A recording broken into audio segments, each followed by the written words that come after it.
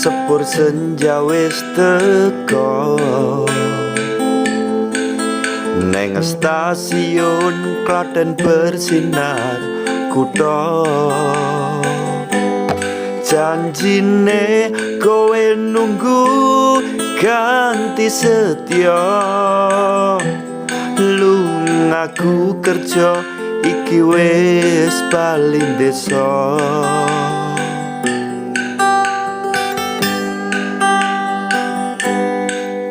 Aku mulai takon janjimu wingi,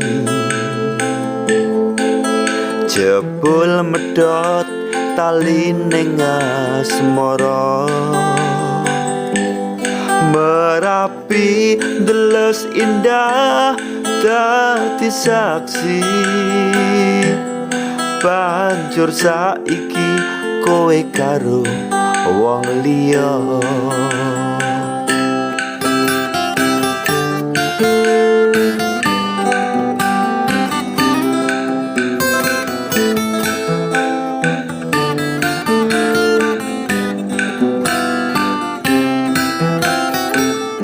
Ngendikane kimplah-kimplah mencep-mencep kaya banyune umbul cokro lan ponggo.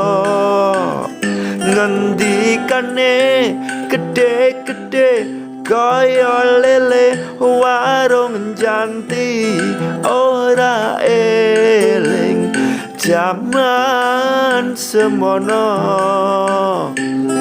Aku ora popo, penting kowe bahagia.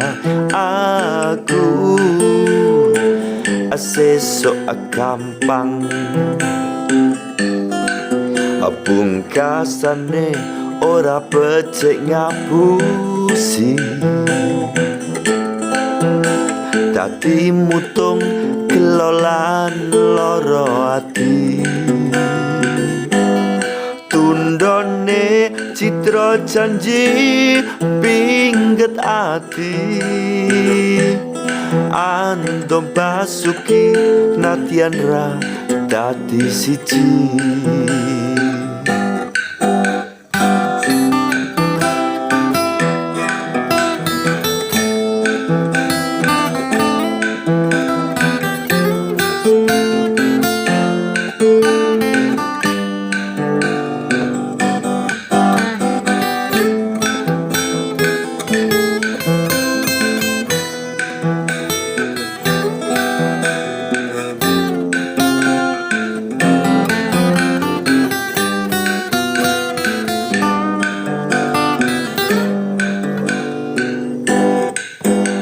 Aku mulai takon janjimu wingi,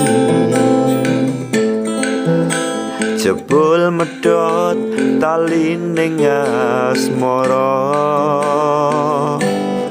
Merapi ndeles indah dadi saksi, banjur saiki kowe karo wong liya.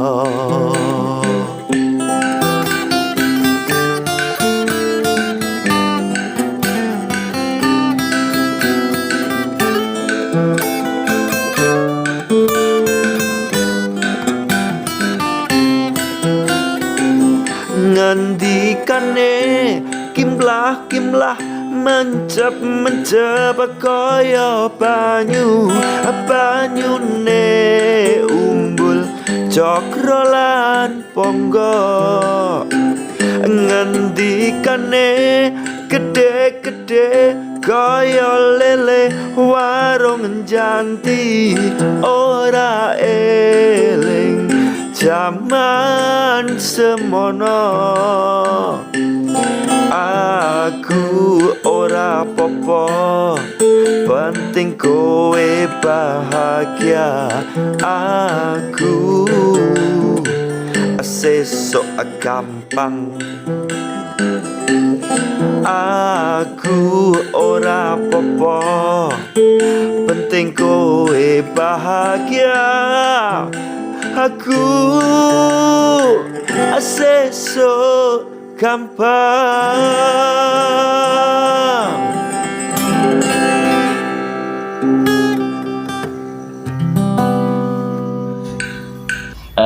Di dalam kehidupan bermasyarakat tentu kita kan banyak menjumpai hal-hal yang sangat kental dengan budaya,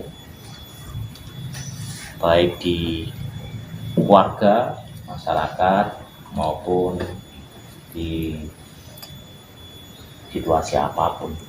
Contoh kecil di dalam kalangan keluarga, budaya yang sangat kita rasakan adalah akhir-akhir ini bagaimana caranya saling menghormati antara yang lebih muda ke yang lebih tua, misalnya seperti itu. Tuh. Jadi adik karo Mbak Yuni atau Mas ini kadang-kadang sok jangkar, ada nggak enggak? Nah, ada lagi kita menjumpai di satu keluarga lagi karo bapak hari ibu ora boso gitu loh. Nah, ini yang Mas Bro. Kadang kita Mas, apa namanya? Prihatin itu loh. Betul. Jadi manakala ada orang luar dari keluarga itu punya satu pemikiran non sewu karo wong tua ora bosan jangkar kesopanannya ndak ada. Lah ini Mas Ari gimana ini? Iya. Terima kasih Mas Lesta ya.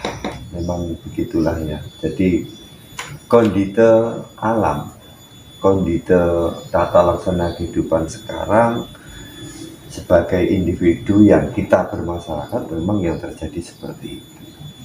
Itu dalam konteks budaya Jawa memang kita mengalami penggerusan nilai-nilai. Jadi itu kan termasuk attitude ataupun sikap. Ya, jadi sikap yang baik, attitude seperti itu kan sebenarnya dimulai dari konsep moralitas. Nah, jadi konsep moralitas ini sebagai pendasaran harus dibangun. Nah, kemudian dasar konsep moralitas manusia ataupun individu kaitannya dengan tata laksana kehidupan sehari-hari itu memang harus kemudian belajar, harus bagaimana ini ditata ulang. Maka perlunya adalah bagaimana kita memberikan pendidikan kebudayaan.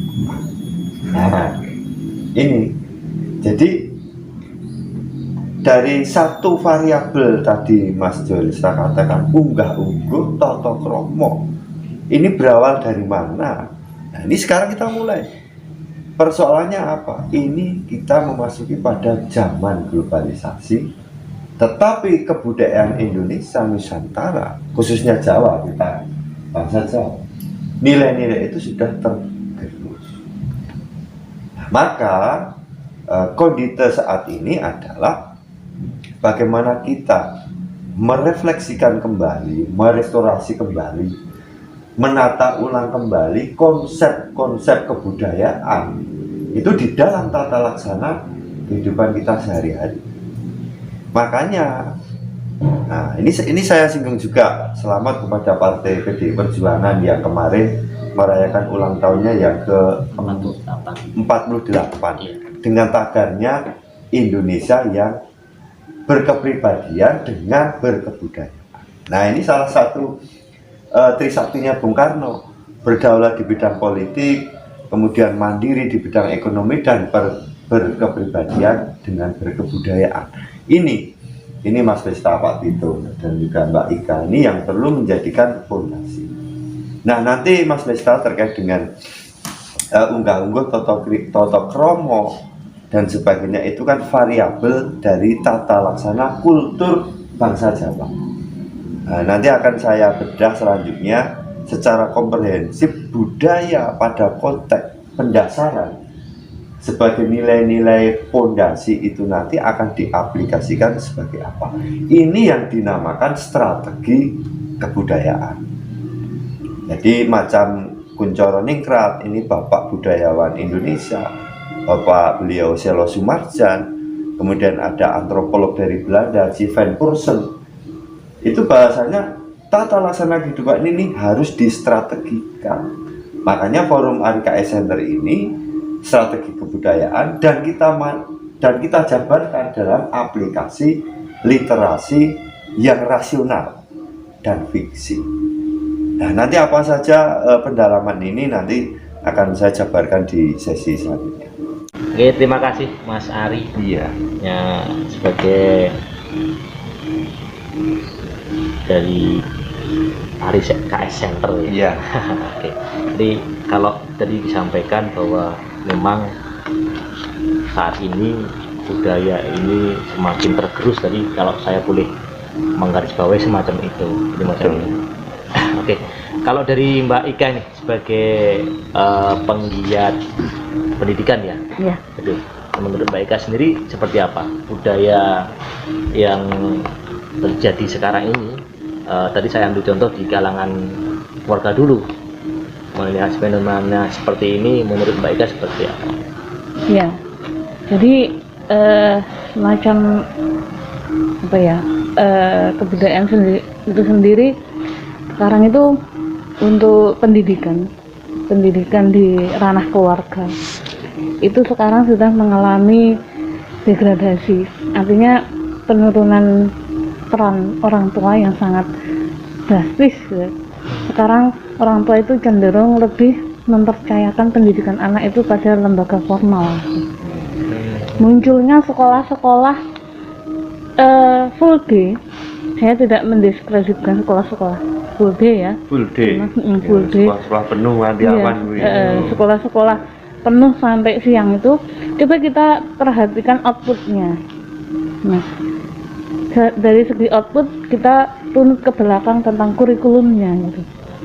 Jadi pendidikan itu juga merupakan ini ya, faktor penting, penyebab penting dari bergesernya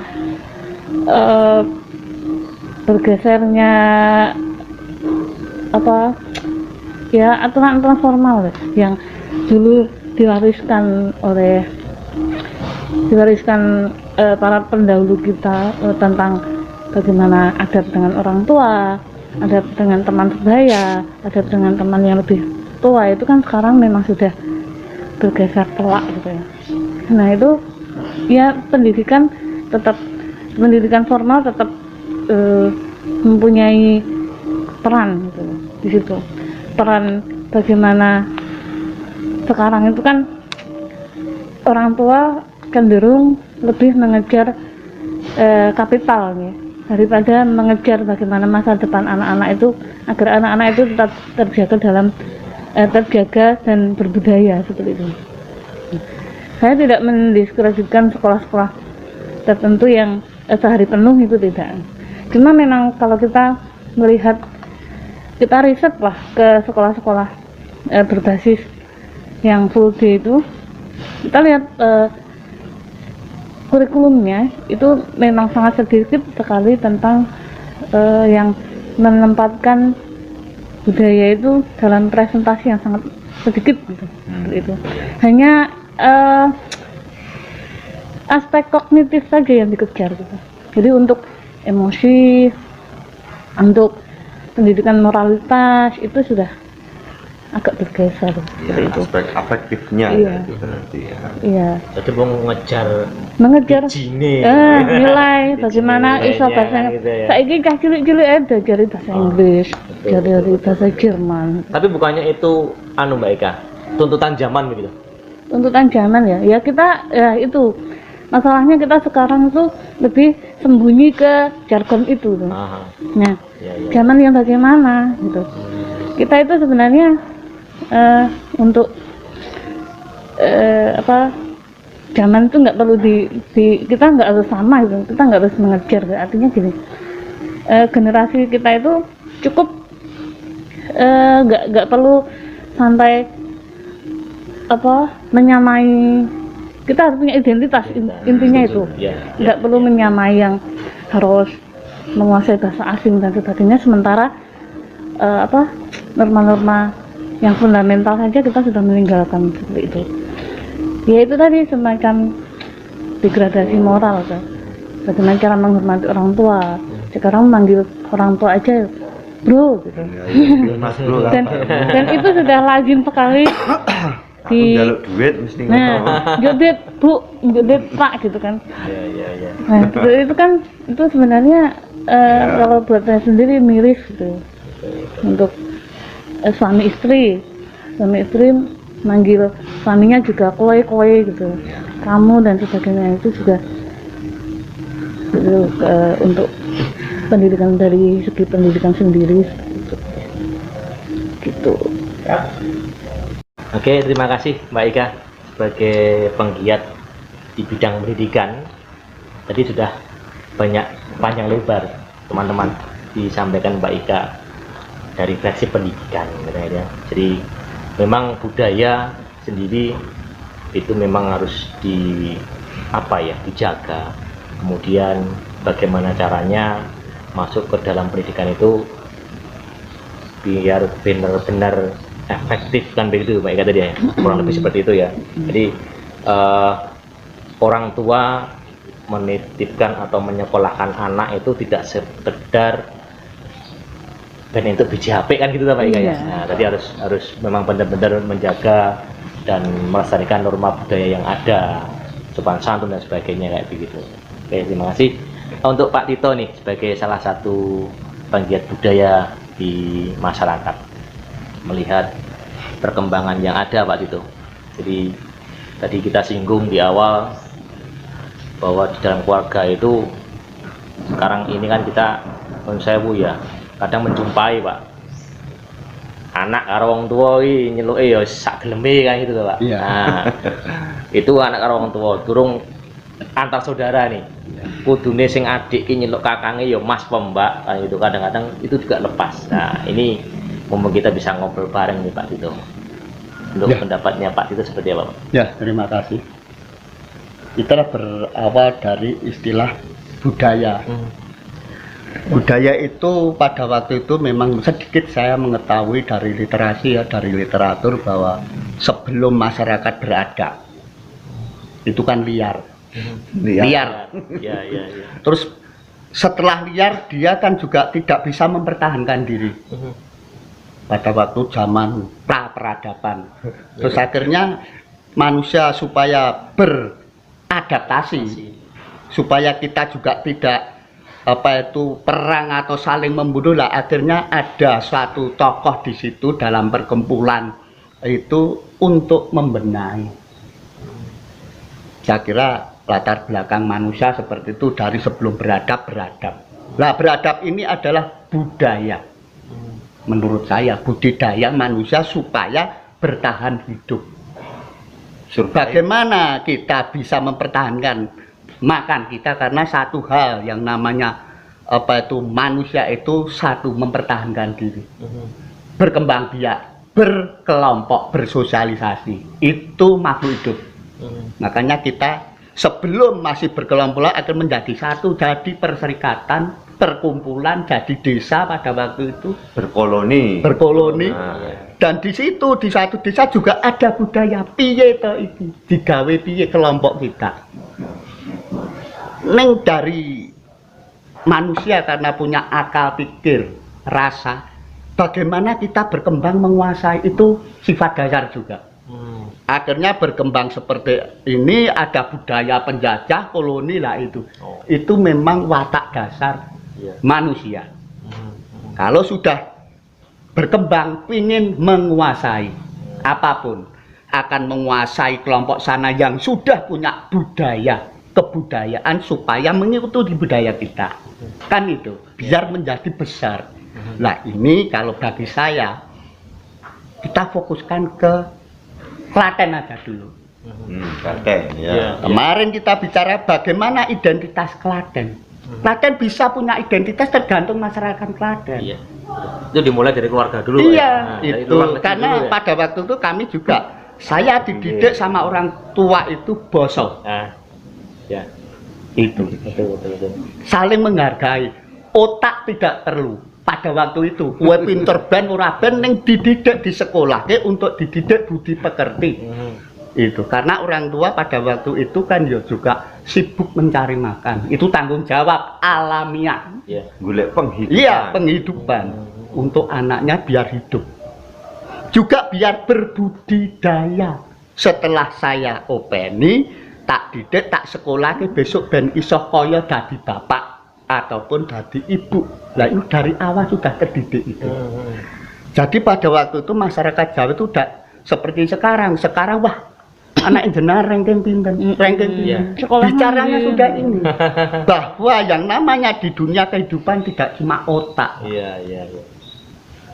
tidak cuma otak tapi rasa. Makanya akal budi, budidaya. Lah ini yang namanya pola pikir yang sudah terkristal menjadi urip umpama mangan yo enak sing dipangan itu apa, bekerja enak yang kita kerjakan apa. Jadi tidak sekarang sebetulnya saya petani saya pengen jadi lurah. Itu sebetulnya sudah pengurusan budaya. Sebetulnya kita Tapi masih tidak ada salahnya Pak ya. Mau petani pengen jadi lurah terus jadi enggak? sekarang kan semua kalau kita belajar budaya saya kira terukur. Terukur. Iya. Kita bisa mengetahui semampu apa saya. Oke. Berhubung pengerusan budaya ini bisa dikatakan karena sekarang saya kira ya apa yang dikatakan Pak Ari sudah ada pengerusan bahwa sekarang kalau kita sudah berkatakan berhasil sebagai manusia itu ekonomi jabatan itu sudah seperti itu. Jadi masyarakat sekarang berlomba satu biar supaya jadi pegawai negeri. Harapan ibu bapak punya anak itu. Tapi kalau kita sudah mengetahui budaya, manusia itu tetap bisa makan. Selama dididik. Makanya suatu contoh, saya dengar orang-orang autis. Itu dididik mandiri. Didikan yang satu dasar supaya bisa mandiri. Nyatanya ya iso. Kalau sudah mandiri, dia butuh makan. Dia biarpun dia tidak bisa bekerja, dia tetap cari makan. Iya. Kalau dididik etika sih saya kira orang-orang autis, orang kekurangan itu kan yo tidak sampai sejauh itu.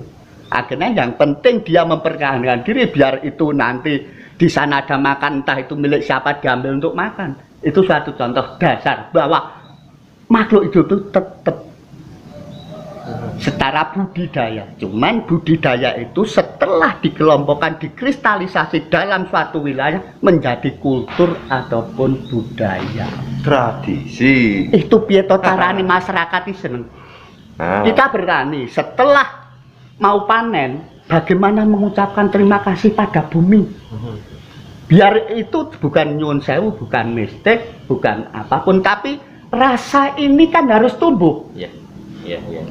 Ya nanti kita diberi subsidi pupuk, ya kita terima kasih pada pemerintah. Kita upeti, ya itu aja. Dulu seperti itu. Apa ini? Ucapan terima kasih kepada. Lah berhubung pada waktu itu tradisi. Oh, tadi saya tanam bisa subur, bisa menghasilkan makan. Kita terima kasih kepada bumi. Ada istilah wiwit, kenduran bersih desa. Itu bentuk upaya bertahan. Budidaya supaya ya seperti ini. Lah ini loh sebetulnya bukan ranahnya kita, maaf, bukan urusan keyakinan apa, tapi itu sesuatu yang dijalani diyakini bahwa itu akan bisa mempertahankan masyarakat. Kalau budaya kultur kan masyarakat, tapi secara pribadi juga include karena masyarakat itu berbudaya seperti itu, akhirnya setiap keluarga, setiap insan tetap berbudaya. Nah, untuk menanggapi peradaban itu kita masuk ranah globalisasi. Lah tergantung kita. Lah iki arep ngopo iki? Kalau kita terhanyut, kalau tidak terhanyut dikatakan kolot. Nah, apakah budidaya manusia untuk mempertahankan diri, untuk memberikan kebahagiaan terhadap diri pribadi dan keluarga dan anak-anaknya dan sosial masyarakat, apa itu salah? Kan gitu. Tidak harus kita ditekankan harus seperti kalau tidak seperti Anda tidak akan bisa makan kan yo tidak. Pada dasarnya kita diciptakan sudah diberi fasilitas. Tergantung budidaya kita.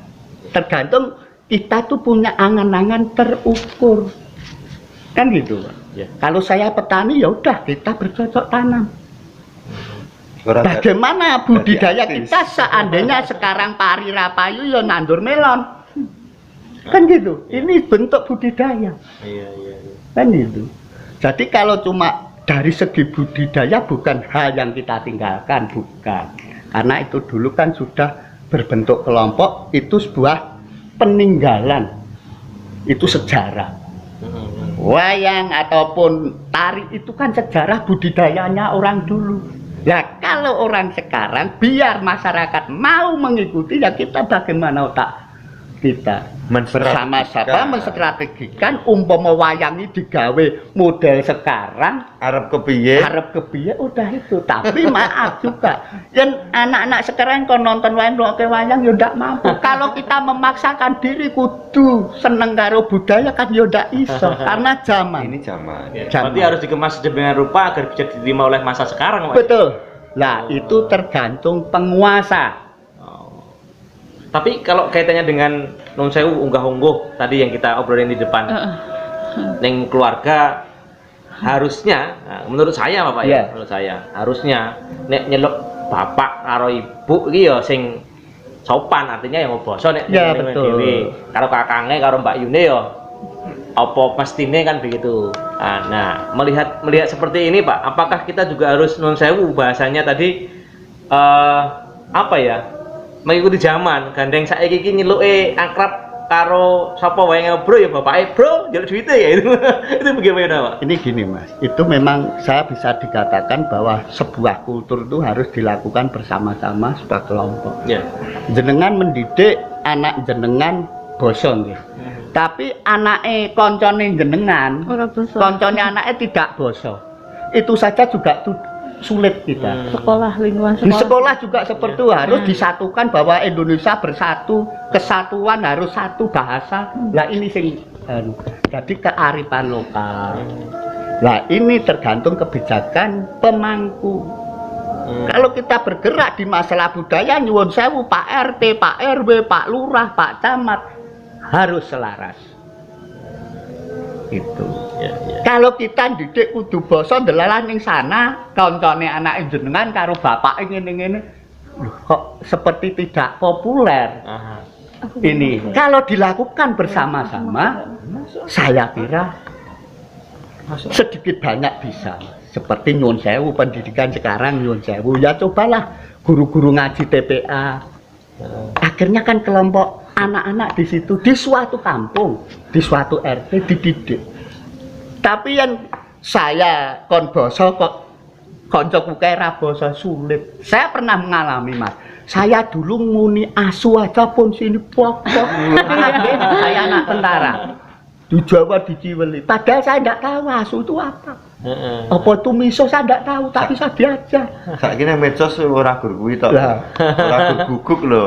Ya ini juga budidaya juga cara berinteraksi, cara berkomunikasi, biarpun itu lewat mensos, lewat apa itu surat itu kan juga ada Etika. Etikanya. Kalau ini Pak, terkait dengan ranah pendidikan ya, Ya. jenengan tadi menyinggung tentang penggerusan budaya gitu. Sementara jenengan tadi juga mengatakan bahwa budaya itu bagaimana manusia itu mempertahankan diri agar kelangsungan hidupnya, hidup sosialnya itu berlanjut gitu. Nah, untuk pendidikan sendiri kan kita semakin kesini semakin mengenal tentang pendidikan yang full day itu tadi ya. Bagaimana orang tua menitipkan anak full sekaligus pengajarannya gitu. Jadi ada perpindahan budaya juga yang kemudian yang seharusnya itu peran orang tua tapi dipegang langsung oleh peran guru gitu. Nah ini menurut jenengan ini sebuah penggerusan budaya atau juga sebagai produk budaya itu sendiri gitu loh. Atau malah kebutuhan ya? Saya kira kalau bedah seperti itu kita masalah pendidikan mau tidak yang berkaitan kan tetap negara. Gitu. Negara lewat Menteri Pendidikan dan Kebudayaan dulu seperti itu. Sebentar. Ya betul negara. Soalnya kemarin saya tuh habis berdebat dengan para itu dari Balai Bahasa Jakarta itu waktu di MTS Klaten itu saya sempat berdebat gitu ya. Jadi bagaimana memang itu negara sangat berperan. Ternyata memang Balai Bahasa itu sedang mempunyai misi untuk membahasa Indonesiakan semuanya, termasuk seperti identitas sekolah. Nama sekolah itu nggak boleh pakai bahasa Inggris. Jadi kayak ruang kepala sekolah nggak boleh pakai bahasa Inggris, tapi bahasa Arab. Bagaimana kita membiasakan diri memanggil ayah dan ibu, bukan bopo, bukan ibu, bukan. Nah, pokoknya di rumah itu juga harus dibiasakan dengan bahasa Indonesia gitu. Nah, ini kan berbenturan dengan prinsip saya gitu. Sebetulnya gini Mbak, karena ini kan masalah pendidikan juga sudah negara sistemnya sudah otonomi. Iya. Ini tergantung pemangku jabatan. Kalau di Klaten atau di Solo itu tergantung bupati. Bagaimana mengemas pendidikan, kearifan lokal itu memang wajib. Kalau nanti tidak ke arah itu, bagaimana masyarakat seperti pegiat budaya supaya Klaten punya identitas? Nonsen. Klaten cuma sejarah zaman semono eneng ini. Cuma itu identitasnya bahwa mau rebutan, oh Klaten ini ada desa yang paling tua. Cuma itu, tapi manfaat sebagai masyarakat Klaten apa? Tapi kalau kita berpikir budaya, ayo runut aja. Kebudayaan kita sudah mengakui bahwa saya hidup di Klaten juga sebetulnya beretika. Makanya Glembok Solo itu istilah yang Solo itu memang wongnya halus ngapusi nyun sewu maaf itu istilah lapangan ya, di pulas jalanan. Tapi Klaten sebetulnya enggak gitu. Klaten itu bisa dikatakan dijempol loh Pak, masyarakat Klaten itu. Dari gento ya peng-pengan karena konsisten sebetulnya. Tapi setelah dekade ini, setelah mungkin karena apa ini, karena penggerusan lah istilahnya, penggerusan budaya itu masyarakat itu dulu yang nanya budaya itu sing dinutkan keraton. Iya. Oh carane tetak kaya keraton, carane wong rabi mantenan kaya keraton, itu sing dinut masyarakat. Iya.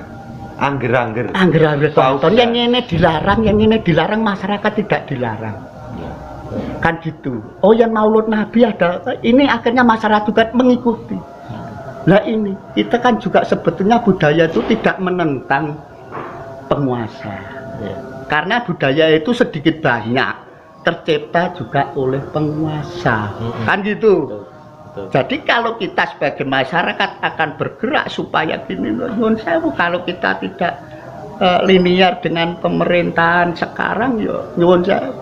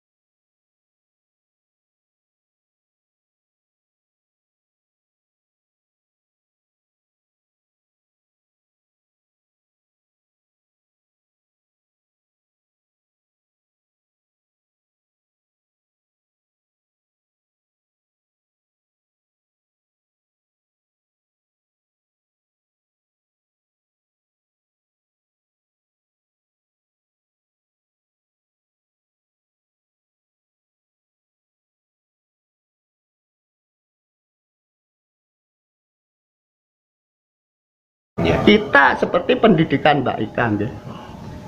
Sekarang filosofi pendidikan. Dulu tuh guru bertanggung jawab untuk mendidik si anak baik. Yang pinter otak, Mbak. Tapi baik perilaku baik. Itu orang tua sudah terima kasih. Anakku dididik baik. Tapi sekarang orientasinya seperti itu. Bahwa negara atau bangsa yang bodoh akan tertinggal. Ya. Itu karena prinsipnya seperti itu. Tertinggal di mana kan kita juga begitu. Karena satu, kita yakin bahwa Indonesia punya sumber daya seperti apapun ini, sumber daya manusia sebetulnya mampu. Ya, ada kata tertinggal karena memang ada kiblat yang coba kita tutupi gitu, kita Iya. ikuti. Padahal kita Satu sendiri lagi ini, kita bicara budaya Klaten, budaya Indonesia, budaya Solo lah, kena apa nyuwun satu kearifan lokal. Kalau kita bicara kearifan lokal, bahwa satu ini yang saya kritisi nyuwun sewu, kepala desa Karangan yang penting WNI. Jadi seandainya wong Jakarta yang belum tahu masyarakat Karangan seperti apa, akhirnya dia bisa. Karena lah inilah penguasa. Ya, yang penguasa memang konsen terhadap kepribadian timur Indonesia mau dipertahankan, ya ini lewat konstitusi, Mas. Harus itu. Kalau kita cuma gini-gini ya udah uripa nganggo budaya kono, uripa nganggo anu kono. Ini Sakarepmu. sakarepmu. Iya, iya, iya. Itu fakta seperti itu. Kita juga tidak akan membantah ke pendidikan. Itu kebutuhan Mbak, sisa nitipke anak, sisa anakku ben pinter itu. Lah ini kan kehidupan praktis, Mas. Ya. Taktis kan gitu. Saya kira itu, Mbak. Oke, ini semakin menarik. Jadi tadi kita awalnya openingnya adalah membahas tentang budaya yang berada di kalangan keluarga. kecil ya, Iya. keluarga. Ini semakin melebar menjadi apa budaya yang tadi saya menerima atau mengartikan bahasanya Pak Titowi sudah bangsa ya. Budaya bangsa. Sudah bangsa, artinya sudah melebar sangat besar. Kembali lagi ke topik opening awal bahwa kita mencoba membenahi atau mencoba mengupas budaya di lingkup kecil, yaitu keluarga, di mana kita meyakini bahwa satu bangsa yang besar itu tidak akan bisa lepas dari sebuah keluarga kecil.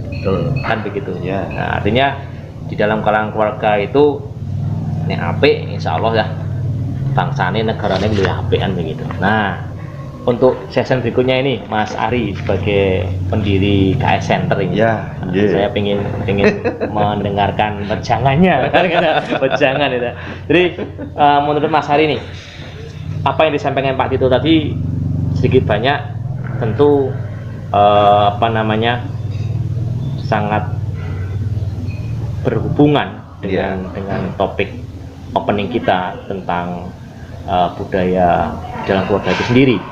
Nah, menurut Mas Ari ini ke depan bagaimana sih kita mensikapi hal ini agar nantinya tidak hanya di dalam keluarga saja, ruang lingkup keluarga saja, budaya ini benar-benar kemudian menjadi satu pondasi yang kuat di bangsa kita gitu Mas, di masyarakat. Moga Mas Ari. Ya, jadi begini, kalau kita sudah berbicara panjang lebar mengenai bagaimana tata kelola kita di bidang pendidikan, tadi disinggung sudah menyangkut pertanian, sudah menyangkut konstitusi, berarti ini kan sudah mengenai tata kelola berorganisasi atau bernegara. Nah, sebelum ke situ, ini nanti biar pemirsa juga tahu, dan saya percaya pasti pemirsa juga sudah cerdas, tapi perlu ya secara dasar saja, apa sih arti budaya? Budaya itu berasal dari bahasa Sanskerta, budaya atau budia, yang berarti akal atau pikiran. Nah, itu budaya, berarti manusia ini punya akal atau pikiran. Walaupun secara alamiah kita ini makhluk hidup. Lah saiki bedane apa menungso karo kewan? Padha-padha makhluk hidupe. Secara alamiah kuwi duwe kita, duwe watak sing apa kudu mempertahanke awake dhewe iki, uripe awake iki, ya menungso ya kewan. Iku alami. Alamiah ya. Tetapi kemudian karena merupakan nas ketetapan dari Allah. Kalau kita sebagai bangsa yang meyakini sebagai agama, sebagai landasan kita, berarti awake dhewe diwenehi akal ya kuwi pikiran. Yen menungso ora ndek pikiran ya jenenge apa kuwi? Lah kan begitu. Iya. Anek pitik, wedhus, sapi, lan sak piturute kan tidak punya akal dan pikiran. Kita punya. Lah, maka ketika punya akal dan punya pikiran, kita itu diberi kemampuan, keilmuan, yaitu keilmuan secara alami. Nah, ini kemampuan dasar alami dan kemampuan sosial. Jadi science alami, natural science sama behavior humanity social. Nah, ini keilmuan dasar manusia.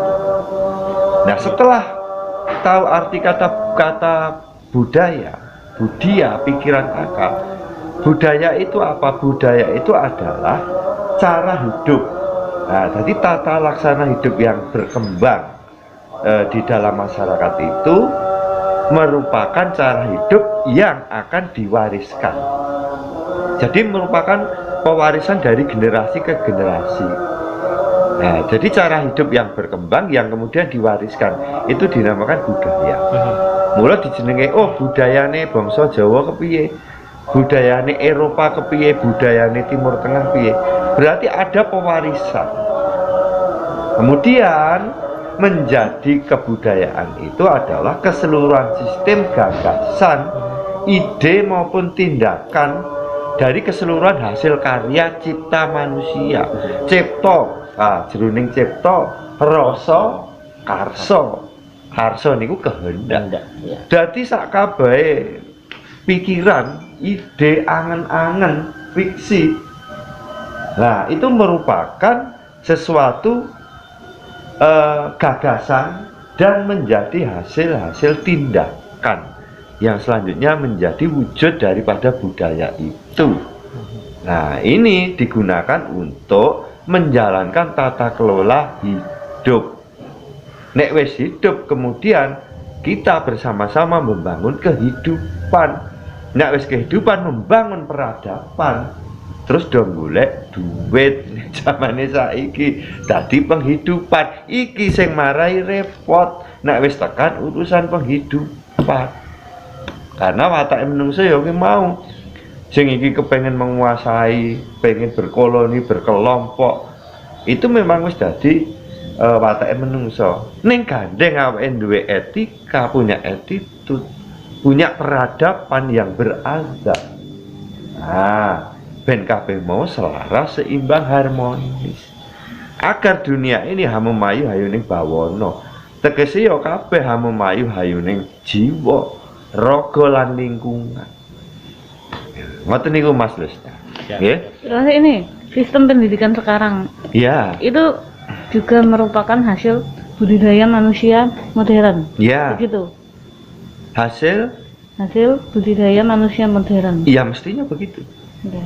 Nah, Meskipun itu seperti kata Pak Tito tadi ada penggerusan budaya itu tadi. Nah, itu juga termasuk hasil budaya bukan? Itu. Jadi kalau saya menangkap gini sih, Ah. Mbak Ika ya, yang dimaksud dalam kalimat penggerusan budaya itu mungkin begini. Penangkapan saya loh ya, kalau kita kaitkan dengan dunia pendidikan. Dulu, contoh kecil seperti ini. Dulu, setiap murid pagi hari salim bu guru, iya. kayak gitu ya. Kemudian dulu juga setiap kali ada guru yang non sewu bawa sepeda, nggak pakai sepeda nih, gitu kan. Kemudian nyangking tasnya. Nah, sekarang ini guru sudah tidak pakai sepeda, tapi pakai motor, pakai mobil. Murid tidak mungkin lagi dong bawain mobil atau sepeda motor.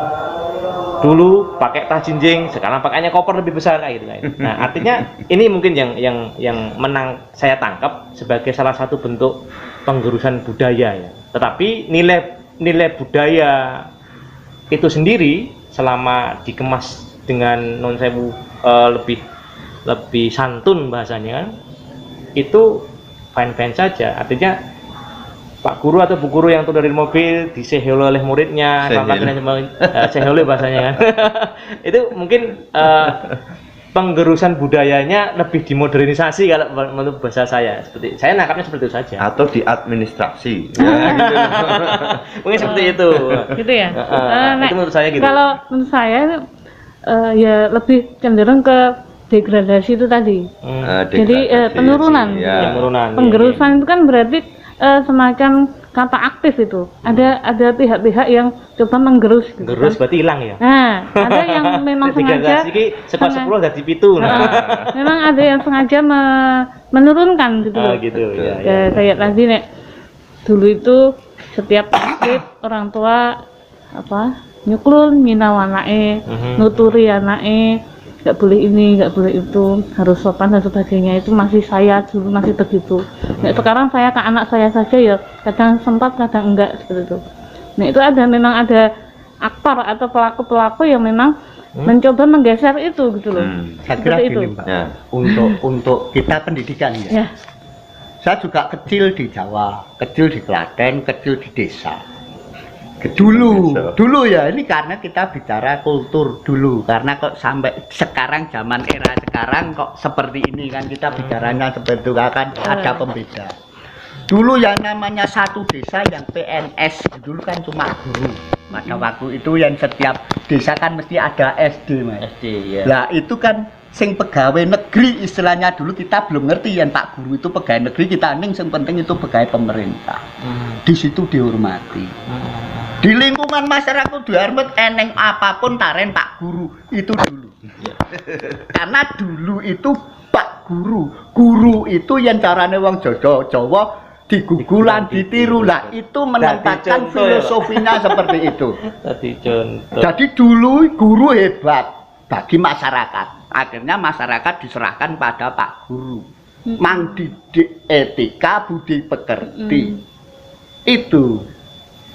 Kalau masalah otak nanti besok karena dasar-dasar ilmu dasar pendidikan etika harus ditanamkan lebih awal. Kan gitu. Tapi sekarang nyuwun sewu, apakah pendidik sekarang juga ada istilah isoh digugu karo ditiru? Lah ini tanda kutip. Rekrutmen guru karena itu sebagai pendidik juga mendidik etika, mendidik budi pekerti, bukan cuma otak yang kita asah. Yes. Itu. Jadi akhirnya jadi budaya jadi sini sama sini. Harus menyatu jadi bijak. Itu. Jadi ilmu itu harus bijak.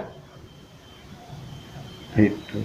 Teori juga harus bijak. Kalau teori ini benar, kita nyuwun sewu vaksin ini kudu iso ngatasi virus Covid, tapi dampaknya seperti ini. Lah, inilah ilmu harus bijak. Teori juga harus bijak. Makanya ada budidaya, ada budaya. Kalau cuma sing diajar seperti ini tak otak itu hebat memang. Tapi nanti masyarakat hancur.